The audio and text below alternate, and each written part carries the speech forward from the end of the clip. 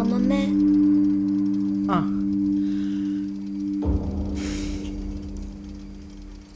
കുഞ്ഞിക്കേളുവിനെ കേട്ട് വളർന്ന ഹരിപുരത്തുകാര് അങ്ങനെ കളരിക്കാരായി. ശ്രീബോധി വിളക്ക് പ്രതിഷ്ഠിച്ച ഈ നാട് ജിയോതികാവുമായി.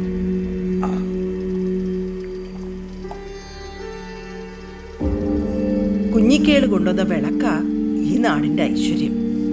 5 കൊല്ലത്തിലൊരിക്കൽ കാവൽ നടക്കുന്ന അങ്കത്തല്ലില്ലേ, അത് കുഞ്ഞിക്കേളുവിനുള്ള പ്രശ്നവിധിയ.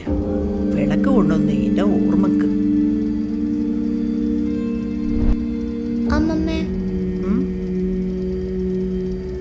അപ്പോ മണിയന്റെ കഥയോ? രാത്രി കിടക്കുമ്പോ വല്ല ഭഗവാന്റെ നാമം വിളിക്കുന്നതിന് പകരം ജിയോതി വിളക്ക് കേട്ട ആ കള്ളന്റെ കഥയെ നിനക്കറിയണ്ട? ഉറങ്ങടി. ഓന്റെ കഥയൊന്നും രാത്രി പറയാൻ കിട്ടൂല മോളെ.